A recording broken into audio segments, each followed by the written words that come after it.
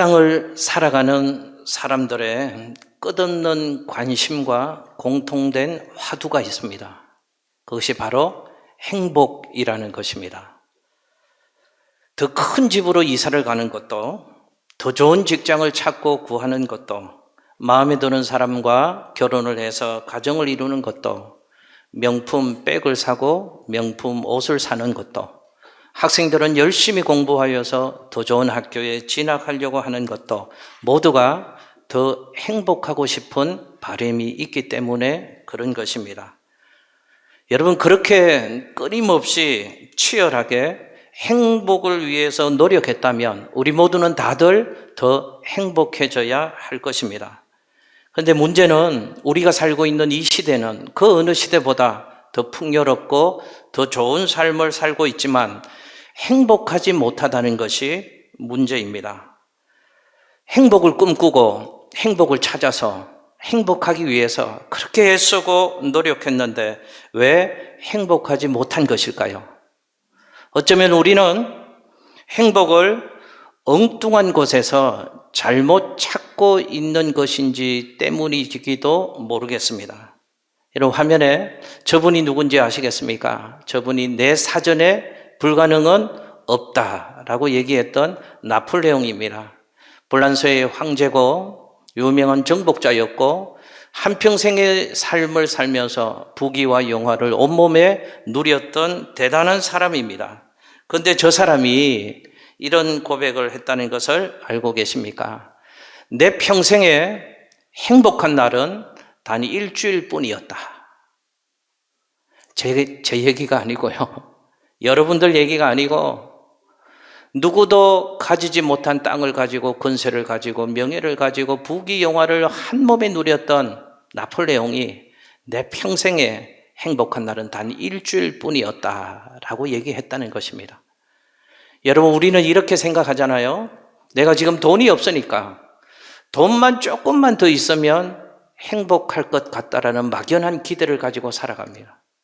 내 건강이 여의치 못하니까 이 건강의 문제만 해결되어지면 좀 더 행복한 삶을 살 수 있을 것이다 생각을 합니다.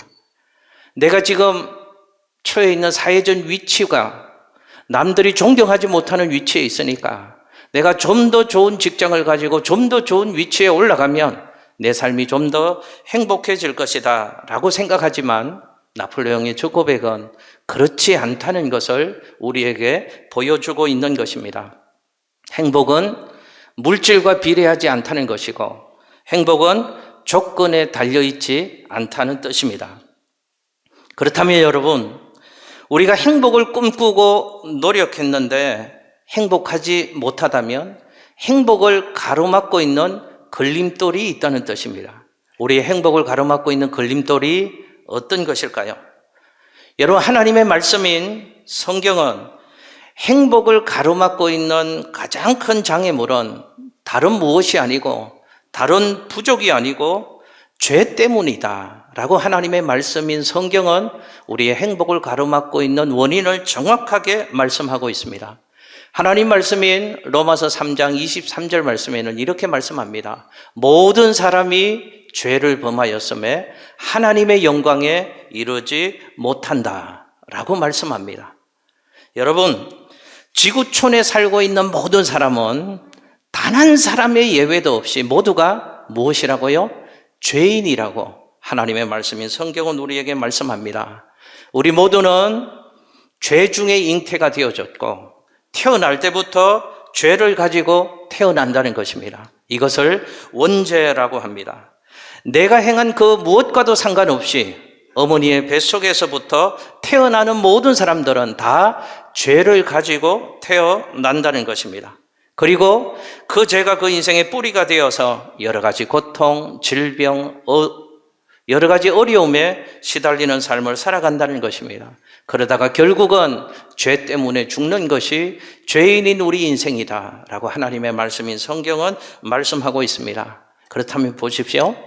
그 죄 때문에 시달리다가 죄 때문에 결국은 죽는다면 죽음으로 모든 것이 끝나버리면 차라리 좋겠는데 성경은 죄를 해결하지 못한 인간은 그 죄값으로 심판을 받는데 영원한 지옥 형벌의 심판을 받는다라고 하나님의 말씀이, 성경은 우리 영혼의 결말을 그렇게 말씀하고 있습니다.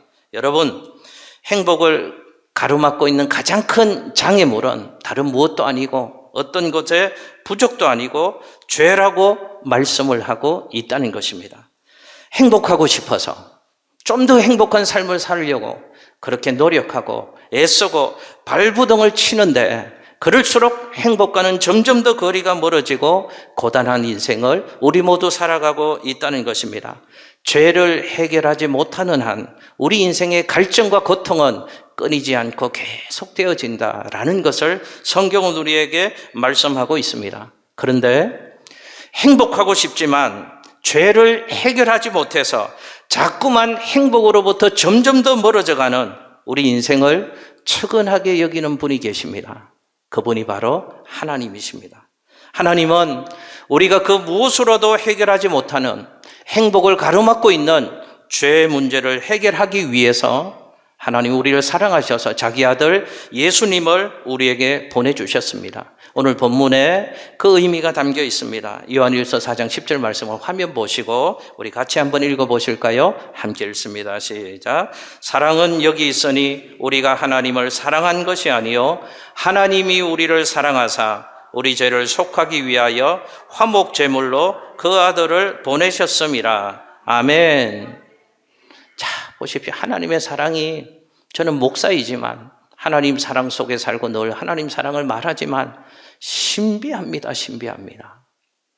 우리가 누구를 사랑하면 사랑할 이유가 있어야 되잖아요. 근데 하나님인 죄인인 우리를 사랑하셨다. 이유 없는 사랑입니다. 어느 정도로 사랑하셨다고요?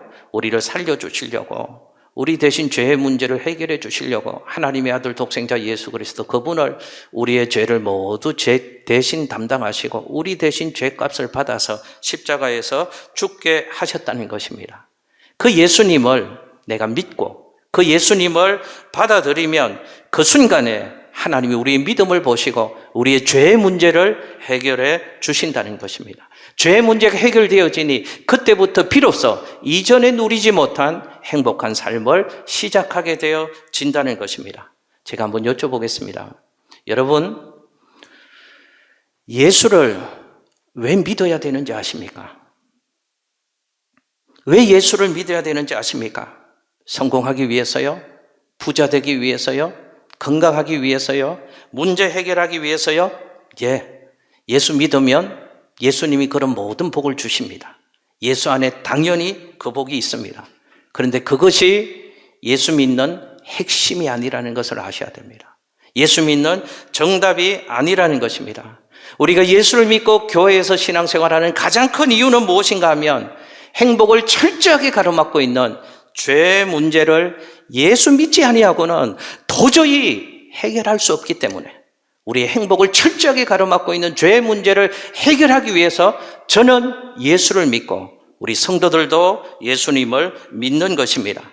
여러분 기억하십시오. 죄는 우리 죄를 대신해서 죽으신 예수님을 믿을 때만 죄의 문제를 해결할 수 있습니다. 예수를 믿으면 죄의 문제가 해결되어지고 죄의 장애물이 제거되어지면 그때 비로소 이전에 누리지 못했던 하나님 주시는 행복을 누리는 복된 인생이 될 수 있는 줄로 믿습니다. 여러분, 이런 유명한 얘기를 혹시 들어보셨습니까? 예수님을 만나면 인생의 방황이 끝이 나고 좋은 교회를 만나면 신앙의 방황이 끝이 난다. 한번 저 따라서 해보시면 기억하시는데 도움이 될 것 같습니다. 예수님을 만나면 인생의 방황이 끝이 나고 좋은 교회를 만나면 신앙의 방황이 끝이 납니다. 할렐루야. 여러분 기억하십시오. 행복의 시작이신 예수님을 만나야지 인생의 방황에 종지부를 찍을 수 있습니다. 행복의 시작인 예수 그리스도, 그분을 만나야지 비로소 이전에 누리지 못한 행복한 삶을 시작할 수 있는 것입니다. 그래서 저는 예수 믿는 것을 이렇게 표현합니다. 예수님을 믿으면 초상집 같은 인생이 잔치집 같은 인생으로 바뀌어지는 것입니다. 너무너무 좋은 말씀이잖아요. 제가 얼마나 고민했는데요. 이걸 어떻게 좀 표현해 드릴까? 예수님을 믿으면 초상집 같은 인생이 잔치집 같은 인생으로 바뀌어지는 것입니다. 코로나의 상황이잖아요. 모두가 힘들고 어려운 때잖아요. 그리고 중요한 때이잖아요. 이 어렵고 중요한 때 왜 우리 성도님들도 귀찮게 해드리고 여러분들 번거롭게 해드리면서 해피데이라는 초청잔치를 오늘 이 시간 마련한지 여러분들 혹시 아십니까? 우리만 예수 믿을 수 없다는 것입니다. 우리만 예수 믿고 행복한 삶을 살 수 없기 때문에 그렇습니다. 아직도 예수를 몰라서 세상에서 행복을 쫓아서 애는 쓰고 있는데 참 행복을 몰라서 그 행복을 누리지 못하는 우리 사랑하는 가족들, 우리 사랑하는 친구들에게 예수님을 전해드리고 예수님을 믿게 하고 그 예수님 주시는 참 행복을 누리게 하려고 오늘 이 자리를 마련한 것입니다. 우리 성도님들 왜 이 자리를 마련한 줄 아십니까? 코로나 때문에 이유들이 참 많으셨잖아요. 다 핑계거리였잖아요. 멀어진 삶을 살았잖아요. 다시금 복음을 듣고 복음으로 무장하고 그분이 주시는 참 행복한 삶을 살기 위해서 오늘 이 시간을 마련한 것입니다. 혹시 오늘 처음 저희 교회 방문한 분들이 계시다면, 아직 믿음이 뭔지를 전혀 모르는 분들이 계시다면 오늘 주시는 말씀을 통하여서 예수님 믿으면 어떤 복이 있는가를 분명하게 깨닫는 시간이 되었으면 좋겠습니다. 첫 번째로 예수님 믿으면 마음의 천국을 누리게 되어진다는 것입니다. 여러분, 내 속이 편치 않으면 아무것도 소용없잖아요. 내 마음이 편하지 않으면 좋은 집이 무슨 의미가 있습니까? 산의 진미가 무슨 의미가 있습니까? 좋은 차가 무슨 의미가 있느냐 하는 것입니다. 그래서 하나님의 말씀인 성경은 이렇게 마음의 평안의 중요성을 우리에게 말씀합니다. 잠언 17장 22절 말씀에 화면에 제가 한번 읽어볼게요. 마음의 즐거움은 양약이라도 심령의 근심은 뼈를 마르게 하느니라. 마음의 즐거움이 뭐라고요? 양약이라. 신약, 약국에 파는 양약인가? 아닙니다. 제일 좋은 약이다 그 말입니다. 제일 보배다 그 말입니다. 뭐가요? 마음의 즐거움이 있어야 한다 그 말입니다. 마음의 평화가 있어야 한다 그 말입니다. 그런데 우리가 살고 있는 이 땅에는 저 평화를 누리지 못하는 사람들이 너무 많습니다. 참 평화를 알지 못하는 사람들이 너무 많습니다. 왜냐하면 우리 모두는 전쟁 같은 세상을 살아가고 있기 때문에 그렇습니다. 아마 분명히 어저께 밤에도 여러분들 중에도 이 지구촌에도 숙면을 취하지 못한 수많은 분들이 어젯밤에도 있었을 것입니다. 갖가지 스트레스로 인하여서 여러 가지 질병들에 시달리는 삶을 삽니다. 공황장애. 또 이름을 알 수 없으니까 그 앞에 뭘 갖다 붙입니까? 스트레스 뭐인 것 같아요. 모르겠다는 것이죠. 그런데 마음의 병이 있으니까 평화가 깨지니까 그것이 원인이 되어서 그런 질병이 나타나는 것이라고 얘기합니다. 그래서 불안하니까 별걸 다 해봅니다. 그런데도 좀처럼 마음의 평화를 누리지 못하는 것이 우리 인생이잖아요. 여러분, 제가 언젠가 택시를 한번 탔는데요. 택시 안에 보니까 굵은 염주가요, 막 세 줄로 묶여 있더라고요. 요즘 젊은 분들 가운데도 그런 분들이 있는 것들을 가끔 봅니다. 이름 모르는 아저씨가 돈 받고 써준 것인데요, 그 부적을요 그렇게 소중하게 품속에 넣고 그게 날 지켜준다고 그것을 의지하고 살아가는 모습을 봅니다. 무슨 뜻인가요? 인생이 그만큼 힘들다는 얘기잖아요. 고단하다는 얘기잖아요. 불안하다는 얘기잖아요. 여러분 기억하십시오. 그러나 예수님 만나고 예수님이 내 마음속에 찾아오시면 즉각적으로 그 인생 가운데 하나님 주시는 평화가 임하게 되는 줄로 믿습니다. 예수님이 계시면 이전에 경험하지 못했던 행복이 예수님으로 인하여서 비로소 시작이 될 수 있는 것입니다. 이런 간증을 저도 듣기도 합니다. 이전 교회에서요. 어떤 분은 이런 날 처음으로 교회를 오셨습니다. 예배를 시작도 안 했습니다. 하나님 말씀도 안 전했습니다. 그런데 끝나고 나서 그런 간증을 하더라고요. 목사님 참 신기한 경험이 있습니다. 어떤 경험하셨나요? 교회 문을 열고 문지방을 넘어오는데 왜 그런지는 모르겠는데 이유는 설명할 수 없는데 팍 눈물이 쏟아집니다. 마음에 기쁨이 있습니다. 이유를 알 수 없는 기쁨과 평화가, 설명할 수 없는 평화가 제 마음속에서 생기는 것을 경험했습니다. 그런 분들의 간증을 저는 목회하면서 참 많이 듣습니다. 여러분 왜 그런지 아십니까? 세상이 줄 수도 없고 세상이 알 수 없는 평안이 예수 안에 있기 때문에 그렇습니다. 세상이 줄 수 없고 세상이 알 수 없는 그 평안이 예수님 계신 교회에 있기 때문에 그런 것입니다. 여러분, 인간은 생각하는 갈대다라고 얘기했던 천재 수학자, 과학자, 철학자 파스칼이라는 사람이 팡세라는 책에서 이런 얘기를 했습니다. 모든 인간의 마음 속에는 하나님이 계셔야 할 고유한 공간이 있다. 다시 한번요. 모든 인간의 마음 속에는 하나님이 계셔야 할 고유한 공간이 있다. 라고 파스칼이 얘기했습니다. 무슨 뜻인지 아십니까? 이런 얘기입니다. 하나님이 우리를 창조하셨는데요. 저도 창조하시고 여러분들도 창조하셨는데요. 하나님이 우리를 창조하실 때 하나님만 거하실 수 있는 고유한 영혼의 공간을 우리 안에 만들어 두셨다는 것입니다. 그런데 이 공간에 구멍이 뚫려 있으면 늘 공허한 삶을 살 수밖에 없다는 것입니다. 하나님이 계셔야 되는데 하나님이 계시지 않으니까 그 공허함을 메꾸기 위해서 인간들은 여러 모양과 방법으로 그 공허함을 해결하기 위해서 노력한다는 것입니다. 어떤 분들은 술을 먹습니다. 어떤 분들은 돈으로 그 빈 공간을 채워보려고 합니다. 무엇을 가지고 어떻게 해서 뺑뺑뺑뺑 돌아보지만 그 공간은 하나님 아니고서는 채울 수 없는 공간이 있다 그 말입니다. 그 공간은 오직 하나님만 채울 수 있고 하나님이 그 공간에 거하실 때 비로소 마음의 평안을 누리는 인생이 될 수 있다는 것입니다. 여러분 화면에 한 여자분의 사진을 제가 준비를 했습니다. 헬렌 켈러라는 분입니다. 여러분 저분 아시죠?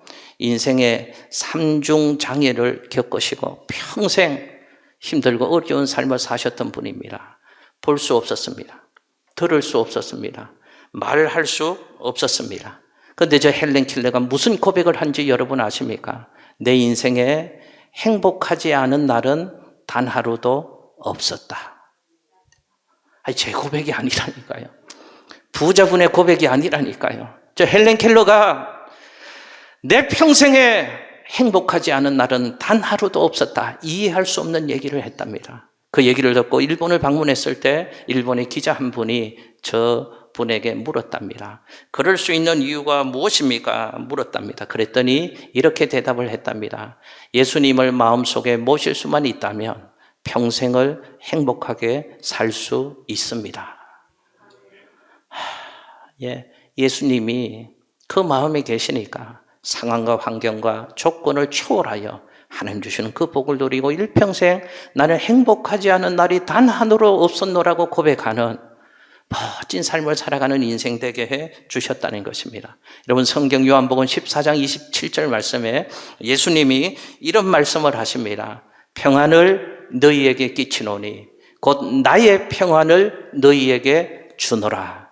내가 너희에게 주는 것은 세상이 주는 것과 같이 아니하니라. 너희는 마음에 근심하지도 말고 두려워하지도 말라. 할렐루야. 여러분 화면을 앞으로 한 번만 돌려주실까요? 14장 27절 첫 부분에 예수님이 이런 말씀하십니다. 나의 평안을 너희에게 주노라. 내가 주는 평안은 세상이 주는 것과 같지 아니하노라. 보십시오. 예수님이 주시는 평안이 있답니다. 근데 그 평안은 세상에서 우리가 알고 누리는 평안과 전혀 다른 평안이라고 말씀하십니다. 세상의 평안은 일시적인 평안입니다. 부분적인 평안입니다.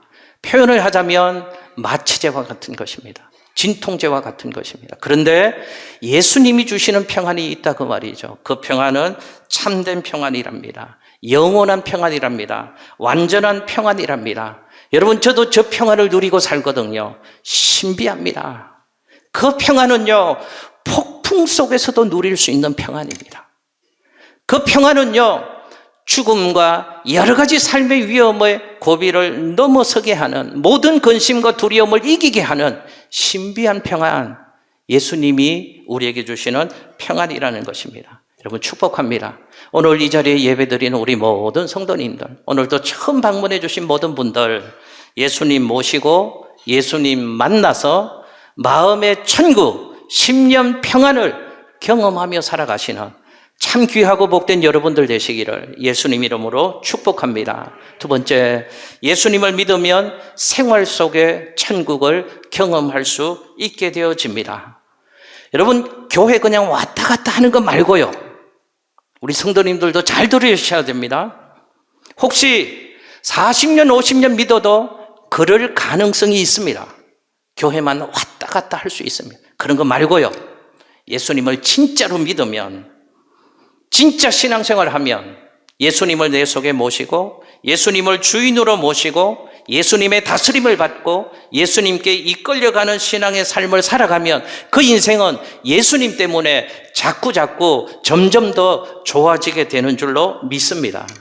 생활 속에서 천국을 경험할 수 있게 되어진다는 것입니다. 여러분, 우리 중에 그 누구도 불행을 꿈꾸는 사람은 없습니다. 다 잘 될 것을 기대하고 소망하고 잘 되기를 바랍니다. 내 자식들도 잘 되기를 바라고, 우리 가정도 잘 되기를 바라고, 직장도 잘 되기를 바라고, 이때 보통 우리 교인만 있으면 아멘을 해야 되거든요. 그래서 제가 다시 하랍니다. 예수를 잘 믿으면요, 모든 것이 잘 되게 되어져 있거든요. 자식도 잘 되고, 가정도 잘 되고, 직장도 잘 되고, 아멘 하셔야 됩니다. 그렇게 해 주시니까요. 그런데 이상하게도 행복을 기대하고 행복한 삶을 살기 위해서 그렇게 애쓰고 노력하는데도 이상하게 점점 더 꼬이는 사람들을 우리 주변에서 발견할 수 있습니다. 아이들도 사업도 직장도 다 괜찮았는데 왠지 모르겠는데 어느 순간부터 안 되기 시작합니다. 꼬이기 시작합니다. 자기 인생을 열심히 진지하게 살아보려고 참 애를 쓰는데도 그분의 인생이 참 꼬이는 경우도 더러 발견을 합니다. 더 마음이 아프고 속상한 건 그 이유를 설명할 수 없다는 것입니다. 그래서 이런 표현을 갖다 붙입니다. 아유, 운명이려니 생각해. 아이, 그 모든 것들이 팔자라고 생각해. 이 단어 외에는, 이 설명 외에는 그 일어나는 현상을 어떻게 설명할 수 없는 단어가 없다는 것이 더 고통이고 어려움입니다. 여러분, 제가 신방을 한번 갔던 기억이 납니다. 제가 이전에 섬겼던 교회에서요, 이제 새로 예수님을 믿기로 시작해서 처음 예수를 믿는 분 가운데 그 가정에 방문해서 예배를 드리고 기도를 해주고 신방을 하거든요. 그런데 참 신기한 경험을 했습니다. 저도 처음이었습니다. 신방을 가서 보니까 보통 예수를 믿으려고 생각하면 이전에 섬기던 것들은 다 정돈을 하게 마련이잖아요. 그런데 예배를 드리는데 거실에 딱 가서 앉았는데 제가 그때는 놀라고 당황도 해서, 그리고 예배를 드려야 되니까 말씀을 못 드렸습니다. 다 끝나고 말씀을 드렸습니다. 뭔가 하면 기도를 하고 눈을 딱 떠서 현관 이 거실 중앙에 딱 보니까 한쪽은 십자가를 붙여놨습니다. 그런데 또 한쪽에는 부적을 똑같은 크기로 붙여놨습니다. 이게 이상하다.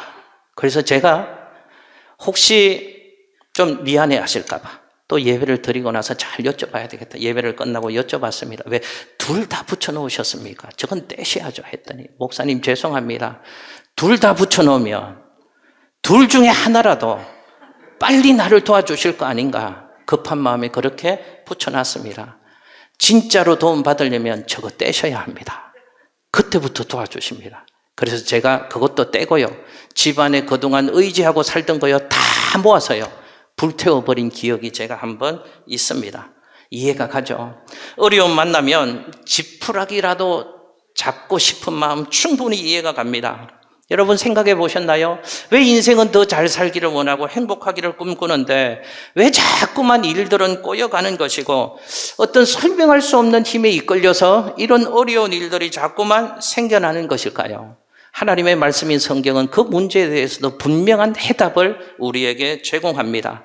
인간의 행복을 가로막고 불행을 주는 존재가 라고 하나님의 말씀이 성경은 얘기하는데 그게 바로 귀신이고 마귀다 라고 하나님의 말씀이 성경은 우리에게 분명하게 얘기합니다. 한 두 분이 그러시는 것 같아요. 목사님, 이 첨단 사회에 무슨 귀신이고 마귀고 진짜 귀신 신나라 까먹는 소리 하고 계시네요. 그러시는 분들이 세 분이 있으신 걸 제가 봤습니다. 여러분, 근데 하나님의 말씀인 성경은 너무도 많은 곳에서 너무도 분명하게 우리에게 고통을 주는 존재가 있다. 우리 인생을 절망과 죽음으로 끌고 가는 영적 실체가 있다는 것을 너무도 많은 곳에서 너무도 분명하게 우리에게 설명을 해주고 있다는 사실입니다. 여러분, 혹시 교회 다니고 예수 믿는 사람들이 제사 드리면 안 된다 그런 얘기 들어보셨죠? 예수 믿는 사람들이 제사를 못 드리게 합니다. 근데 그 이유를 왜 그런지 혹시 알고 계십니까? 이렇게 착각하시면 안 됩니다. 부모 공경 못하게 하는 게 예수쟁이들이다. 아닙니다. 잘못 알고 계시는 것입니다. 제사처럼 똑같은 것이 교회에도 있습니다. 추도 예배라는 것을 통해서 제사처럼 부모를 공경하는 예식을 갖고 있는 것이죠. 어떤 분이 그러십니다. 목사님, 제 마누라가요, 제사만 좀 꼬박꼬박 잘 드려지면 저도 당장에 저 마누라 따라서 교회를 나가겠습니다 라고 얘기하는 분들 봅니다. 싸가지가 없습니다. 예수 믿는 것들. 부모 공경 안 하는 것들이 예수쟁이들입니다. 아니요, 잘못 알고 계신 것입니다. 하나님의 말씀인 성경에는 부모님 살아계실 때 최선을 다하여서 부모님께 효도해라, 부모를 공경해라 라고 가르치고 있습니다. 혹시 주위의 양천교회 성도들 가운데 부모님한테 잘못하시는 분이 있으면 저한테 알려주십시오. 제가 신앙을 잘못 가르쳤기 때문이고 우리 성도들 그렇게 신앙생활하면 잘못 신앙생활 하는 것입니다. 하나님의 말씀인 성경은 부모 공경, 효도하는 것을 인간관계에서 첫 번째 해야 될 중요한 도리로 하나님의 말씀인 성경에서는 교훈하고 있고, 효도하는 자녀에게 하나님은 최고의 축복을 약속하고 계십니다. 효를 중요하게 생각하신다고 말입니다. 화면에 한번 보실까요? 에베소서 6장 2절 3절 말씀에 같이 한번 읽겠습니다. 시작. 내 아버지와 어머니를 공경하라. 이곳은 약속이 있는 첫 계명이니 이로써 내가 잘되고 땅에서 장수하리라. 아멘. 할렐루야. 보십시오. 효도하는 자에게 두 가지의 인간에게 필요한 최고의 축복을 약속해 주셨습니다. 땅에서 어떻게 한다고요? 잘되고 장수할 것이다. 형통과 장수의 축복, 인간에게 최고의 축복 아닙니까? 필요한 것 아닙니까? 누구에게 주시겠다고요? 부모님에게 효도하는 자녀에게. 그러므로 우리 양천교회 성도님들 살아계실 때 부모님에게 후회하지 않도록 최선을 다하시는 믿음의 자녀들 되시기를 예수님 이름으로 축복합니다. 그럼 목사님, 왜 제사 못 드리게 하는데요? 이유가 있습니다. 여러분, 화면에 고린도전서 10장 20절 말씀을 같이 한번 읽어보실게요. 시작. 무릇 이방인이 제사하는 것은 귀신에게 하는 것이요 하나님께 제사하는 것이 아니니 나는 너희가 귀신과 교제하는 자가 되기를 원하지 아니하노라. 아멘. 보십시오. 제사하는 것은 조상 숭배 의식이 아니고 귀신 숭배하는 것이기 때문에 기독교는 제사 드리지 말라고 하는 것입니다. 여러분, 저는 4대째 예수 믿는 집에서 커서 제사하는 걸 본 적은 한 번도 없습니다. 근데 영화나 TV를 보면 제사를 하더라고요. 어떻게 합니까? 창문도 좀 열어놓더라고요. 그래서 제가 한번 생각해 보세요. 왜 열어놓을까? 닫혀 있으면 못 들어오셔서 그러시나? 그래서 좀만 열어놓는 것 같아요. 그리고 밥도 하고 숟가락을 또 거꾸로 꽂아놓고 향도 피워놓고 좋은 냄새 맡으시고 여기로 들어와서 요거 잡수시라, 아마 그런 의미가 있는 거 아닌가, 저 혼자 그렇게 생각을 해봤습니다. 보십시오. 조상 숭배 예식이 아니고 귀신을 부르는 행위다 그 말입니다. 한번 생각해 보십시오. 사방에 흩어져 있는 귀신을 다 불러 모아서, 우리는 해피데이 하잖아요. 거기는 제사하는 거는 귀신 초청 축제하는 거잖아요. 다 불러 모아서 귀신들이 와서 그 가정을 축복해 주겠습니까? 잘 되게 해 주겠습니까? 우리 주변에 가정 속에서 1년에 제사 한 10번 이상 드리는 사람들 생각나시는 분들 혹시 있으십니까? 그 가정 한번 잠깐 생각해 보십시오. 그 가정에 이유를 알 수 없는 사건, 사고, 설명할 수 없는 불행과 고통받는 사람들 어렵지 않게 발견할 수 있습니다. 무슨 뜻인지 아십니까? 귀신이 그 가정을 붙잡고 있다는 증거다 그 말입니다. 그런데 예수님을 믿으면, 예수님을 붙잡으면, 예수님을 의지하고 살면 예수님이 그 가정 가운데 함께 하시고 예수님이 그 인생을 주도해 나가시면 그 모든 어둠의 세력들이 그 인생과 가정 가운데서 떠나가게 되는 줄로 믿습니다. 왜 그런지 아십니까? 분명한 이유가 있습니다. 예수님이 마귀의 모든 일을 멸하셨기 때문이라고 성경은 우리에게 말씀하고 있습니다. 요한일서 3장 8절 말씀 화면에 같이 한번 읽어보실까요? 시작. 죄를 짓는 자는 마귀에게 속하나니 마귀는 처음부터 범죄함이라. 하나님의 아들이 나타나신 것은 마귀의 일을 멸하려 하심이라. 아멘. 할렐루야. 하나님의 아들 예수님이 이 땅에 오신 것은 마귀의 일을 멸하려 하심이라. 마귀의 일을 멸하신 예수 그리스도 그분을 믿으면 꼬여있던 문제들, 우리 인생에 회복되어지는 역사가 시작이 되어지는 것입니다. 예수를 믿으면 어둠의 일들이 하나 둘씩 떠나가는 것입니다. 왜요? 그 예수님이 마귀의 일을 멸하신 분이시기 때문에 그렇습니다. 여러분, 왜 예수를 꼭 믿어야 되는지 아십니까? 예수 안에 참된 자유가 있기 때문에 그렇습니다. 예수 안에서만 참된 자유를 누리는 인생을 살 수 있기 때문에 그렇습니다. 목사님 저 자유한데요? 자유한 것 같지만 매여 있는 삶을 살아가는 분들이 참 많습니다. 이상한 미신이 참 많아서요. 이사 가는 날도 손 없는 날이 좋은 날인지 손이 있는 날이 좋은 날인지 저는 아직도 잘 이해를 못 하겠습니다. 하여튼 손 있고 없고에 따라서 이사도 못 가고 매이는 삶을 살잖아요. 이사 가서 벽에 못도 함부로 못 박더라고요. 편한 곳에 박으면 될 텐데. 자기 딸이 시집을 가서 아기를 낳았는데 그 아기 보러 가는 날도 맘대로 못 가시더라고요. 그 날도 받아서. 좋은 때가 또 있다네요. 편한 때가 좋은 때 같은데. 그 날도 받아서 간다는 것입니다. 보십시오. 계속 매여 있는 삶을 살아가는 것이 우리 인생이다 그 말입니다. 더 이상 그런 삶을 예수 안에서 살지 마시기를 예수님 이름으로 축복합니다. 예수 믿으면 모든 묶인 것들이 풀어지는 줄로 믿습니다. 예수 안에서 모든 것들이 자유한 삶을 살아가시는 우리 성도님들 되시기를 예수님 이름으로 축복합니다. 예수 믿고 예수 안에서 마음대로 하십시오. 예수님이 우리의 삶을 지켜주시고 이끌어 주실 줄로 믿습니다. 내가 해결할 수 없는 어둠의 세력들, 그분이 떠나가게 해 주시는 것입니다. 그래서 잘된 인생이 되는 것입니다. 여러분, 지구촌에 한 260개 나라 중에서 잘 사는 나라들이 한 30여 개 된답니다. 그런데 그 중에 일본과 싱가포르 정도를 제외하고는 28개 나라의 공통점이 있답니다. 다 예수 잘 믿는 나라가 잘 사는 나라다 하는 것입니다.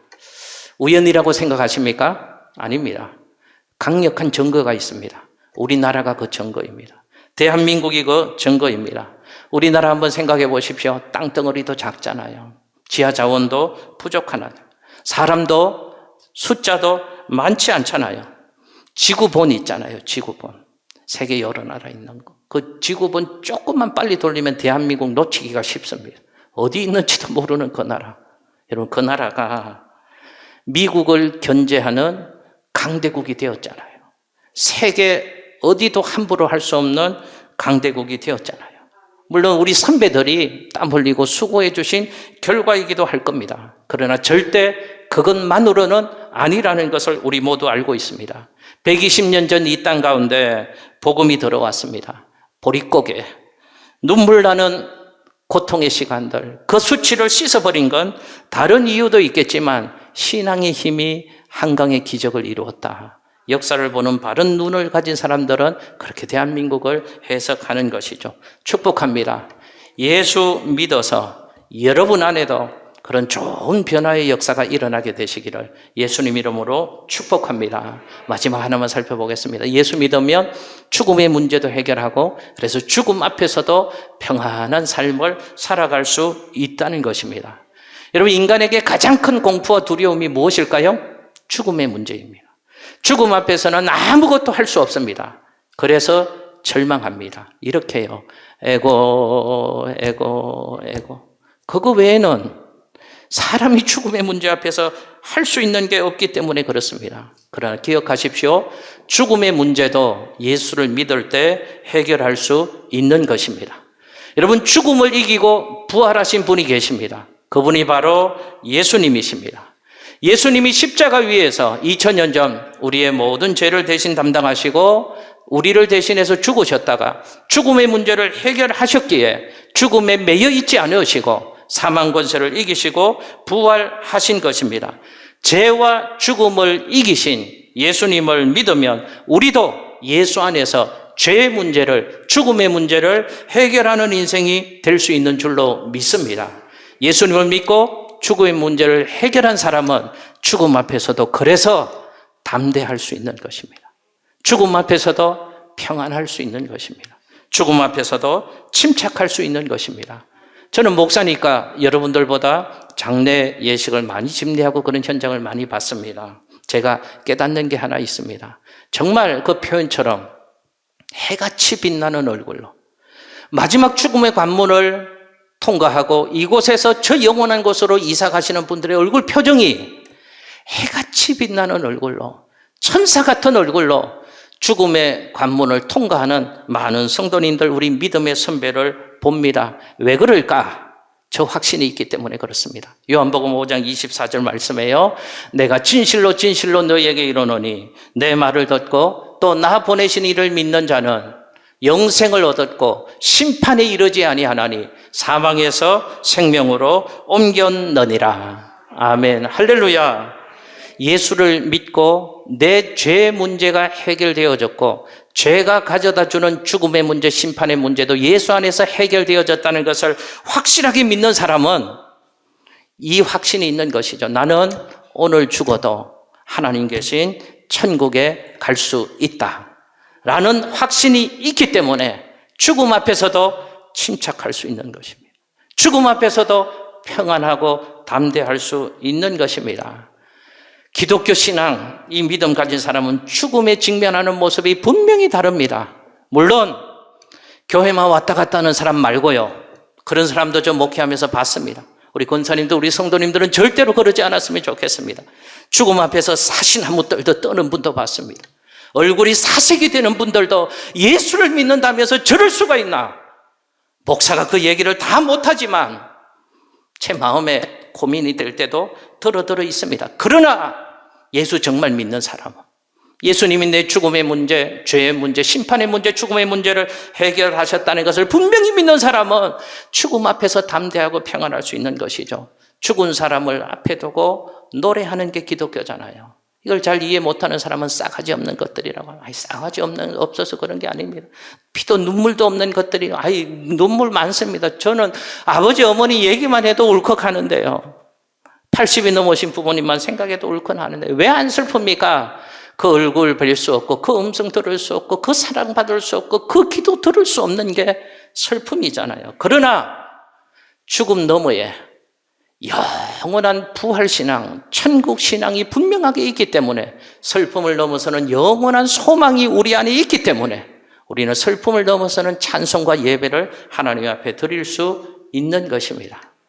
여러분, 오늘 이 시간 저를 만나주셨고 우리 성도님들을 한 사람 한 사람 만나주셨던 예수님이 이 시간 여러분들의 마음의 문을 두드리고 계십니다. 요한계시록 3장 20절 말씀에서 이렇게 두드리십니다. 볼지어다 내가 문 밖에 서서 두드리노니 누구든지 내 음성을 듣고 문을 열면 내가 그에게로 들어가 그로 더불어 먹고 그는 나로 더불어 먹으리라. 여러분, 저 말씀을 그림으로 그린 어떤 화가가 저런 그림을 그렸습니다. 예수님이 문 밖에서 그 사람의 마음의 문을 두드리고 계십니다. 근데 가만히 보면 저 문에 손잡이가 없답니다. 마음의 문은 안에 손잡이가 있기 때문에 그렇습니다. 내가 열지 않으면, 내가 초청하지 않으면 예수님이 그 인생에 들어갈 수 없기 때문에 그렇습니다. 지금 이 시간, 이 예배를 통해서, 목사가 전하는 하나님의 말씀을 통해서 하나님이 여러분의 마음의 문을 그림처럼 노크하고 계십니다. 사랑하는 아들아, 사랑하는 딸아, 힘들었지, 피곤했지, 고단했지, 이제는 내가 너와 함께 할게. 여러분 지금까지 어떻게 사셨습니까? 내가 내 인생의 주인 돼서 내 마음대로 사셨잖아요. 여러분의 인생이 어떠셨습니까? 여러분의 마음의 문을 열고 그 예수님을 모셔드렸으면 좋겠습니다. 마음의 문을 열고 그분을 모셔드리면 그분이 그 속에 들어가셔서 그 인생을 주장해 가실 것입니다. 여러분, 한 식당이 있었습니다. 소문이 좋지 않은 식당이었습니다. 왜냐하면 다 형편없었기 때문입니다. 맛도 별로입니다. 식당도 더럽습니다. 식당에서 일하시는 분들도 불친절합니다. 아무도 가지 않습니다. 그러다가 어느 날 그 가게 앞에 현수막이 다시 걸렸습니다. 새 주인이 영업합니다. 그때부터 모든 것이 달라집니다. 메뉴도 달라졌고요. 그렇게 맛없던 게 정말 맛있는 음식을 대접하는 식당으로 변했고요. 인테리어도 멋있고요. 메뉴판도 이쁘고요. 종업원들도 그렇게 친절할 수가 없었습니다. 식당을 찾아오는 차들의 행렬이 끊이지 않습니다. 근처가 난리가 났답니다. 여러분 보십시오. 식당에 주인 한 사람만 바뀌어도 그렇게 바뀌어지는 역사가 일어나는데 우리 인생의 주인이 바뀐다면 우리 인생에 얼마나 놀라운 역사들이 일어날 수 있겠습니까? 한 사람 예를 제가 말씀드리고 결단하는 시간을 갖겠습니다. 여러분 화면에 MBC 앵커 중에서 지금은 목사님이 된 조정민 앵커가 있습니다. 9시 뉴스를 오랫동안 진행하셨던 분입니다. 그러다가 MBC에서 설립한 인터넷 방송국 IMBC 사장이 되었습니다. MBC 계열의 사장이라면 모든 것이 보장된 대단한 자리입니다. 그런데 어느 날 새벽에 저분이 일찍이 일어나서 골프 연습장에 갔는데 마침 그날따라 골프장 문이 닫혀 있었답니다. 투덜거리면서 다시 집으로 돌아오는데 근처 온누리교회에서 찬송 소리가 들려왔답니다. 이분이 이런 마음이 들었답니다. 예수 믿기 전에요. 아니, 이 이른 새벽부터 예수쟁이들은 미쳤나?